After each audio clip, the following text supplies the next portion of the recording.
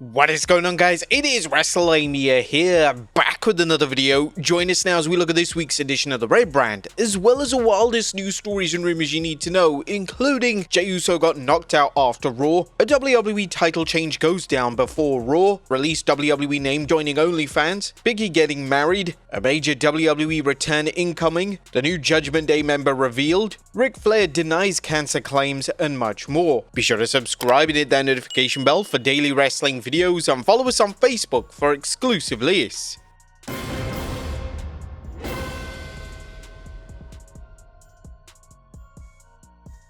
Now, as always, we won't recap the show, but just look at the good, the bad, and the downright ugly. As always, we start off with the good, as number 1, Paul Heyman shines. Must be that tan. Now, Raw kicked off with an intense promo from Paul Heyman. Heyman would interrupt world champion Jey Uso, and Heyman offered some much needed insight into why he turned on Roman Reigns and CM Punk. Now, Heyman delivered some of his finest work in recent memory. He explained that turning on Reigns and Punk was the right call and was completely justified.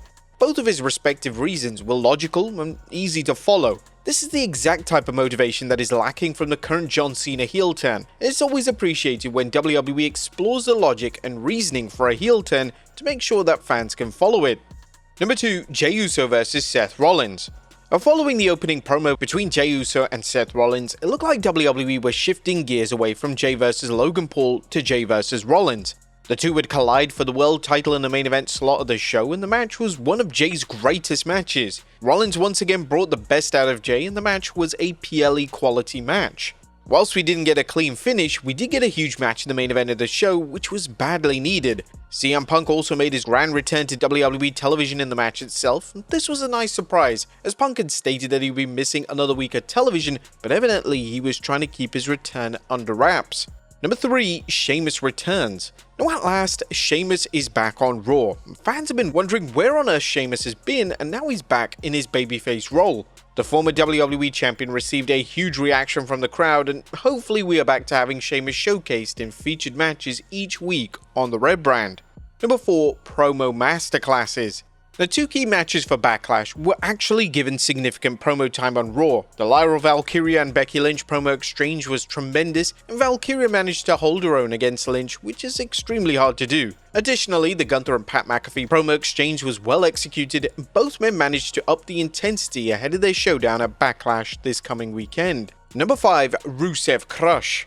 Rusev had his first match since returning to WWE, defeating Otis in the process. The match was a great showcase for the former US champion, and WWE are presenting him as a monster heel. It'd be welcomed if Rusev received a meaningful feud sooner rather than later, and with Sheamus back on television, a Rusev vs Sheamus program would be perfect for the summer months. That was good. What about the bad? Is number 1, pull the trigger. WWE once again are planting the seeds for Austin Theory to turn on Grayson Waller. The issues between the two was a key theme during their segment, as well as Theory's match versus Sheamus. WWE have been teasing this for close to a year now, and the fans are slowly losing interest at all.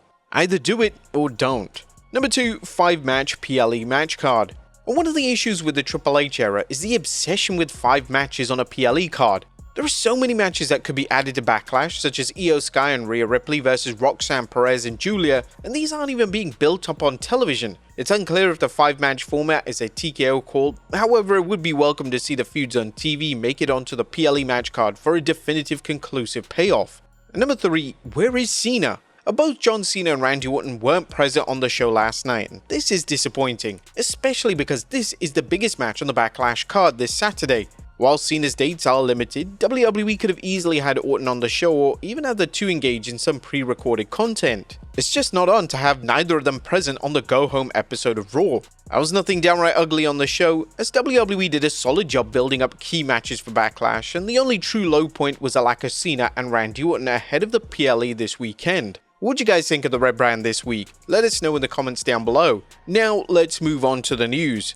Now, first story looks at what happened after Raw. Now, our top story today takes a look at a major angle that went down following last night's Raw. It appeared based on Raw that WWE were moving away from the idea of Logan Paul challenging for the world title. However, the show was a red herring, as after Raw, Paul appeared in the crowd with a hoodie on and knocked out world champion Jey Uso. A footage of this was seen on WWE social media channels, and naturally, due to the names involved, it's received a lot of attention. Fans were hoping that WWE had dropped the idea of Paul being a main eventer, however, they clearly want to see Paul in that upper echelon role. Now, as things stand, the match isn't set for Backlash this weekend, and it's unlikely to be added now that 5 matches are confirmed for the show. The current card features John Cena vs Randy Orton for the WWE title, Lyra Valkyria vs Becky Lynch for the Women's Intercontinental title, thank you AJ Styles, Dominic Mysterio vs Penta for the IC title, Pat McAfee vs Gunther, and Jacob Fatu vs LA Knight vs Drew McIntyre vs Damian Priest for the US title. Now, in relation to when Jay vs Logan Paul will go down, Saturday night's main event is a probable destination. The show is set for 2 weeks after this Saturday's Backlash, and currently the only thing set for the show is an appearance from current WWE Champion John Cena.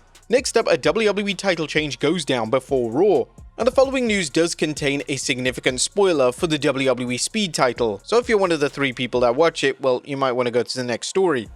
The WWE held a taping for WWE Speed before Raw, and now El Grande Americano defeated Dragon Lee to become the new champion. WWE evidently aren't giving up on the Americano character, and he is now the 4th holder of the WWE Speed Championship, joining Ricochet, Andrade, and the aforementioned Lee. Just a damn shame that he's managed to get a singles championship before Chad Gable did. Total injustice. Next up, Ric Flair denies cancer claims. There was concern on social media yesterday for wrestling legend Ric Flair. Flair's son-in-law Conrad Thompson claimed that he had undergone a procedure to remove skin cancer from his forehead.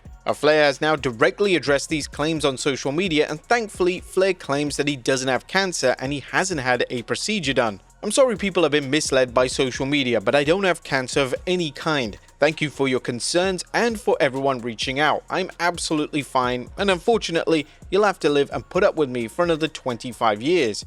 It's unclear why Conrad claimed this, but nevertheless, we're thankful that Flair appears to be in good health. Next up, a WWE star re-signs. And despite WWE making cuts recently, the company has officially managed to keep one key name under contract. WWE and former Women's United States champion Chelsea Green has agreed to a contract extension. Fightful are reporting that Green recently signed a new contract with WWE, and it's a multi-year deal, but the exact length of the contract has not been disclosed.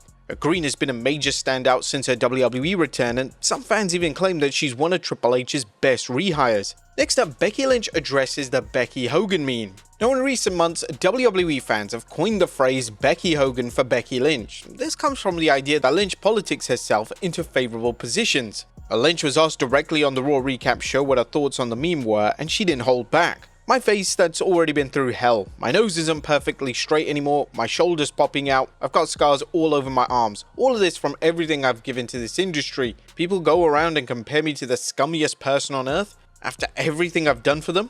So now I'm the bad guy. I'm supposed to sit here and take it even though I haven't done anything wrong? I broke through the glass ceiling. I changed the game.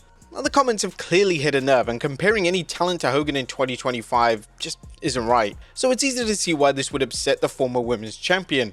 Next up, a release name joining OnlyFans? Could a released WWE star be joining OnlyFans? The recently released Cora Jade is rumored to be joining the platform, as she replied, "Stay tuned honey," when Indy Hartwell tweeted about her joining the popular site. There are screenshots circulating of a profile featuring Jade's picture, but whether it is her real profile has yet to be confirmed. And no, my wife won't allow me to research that. Next up, huge congratulations to Biggie. Congratulations to Biggie, who took to Instagram yesterday to announce his engagement. The former WWE champion shared pictures of the engagement ring and of himself and Chris Yim, the sister of SmackDown star Mishin.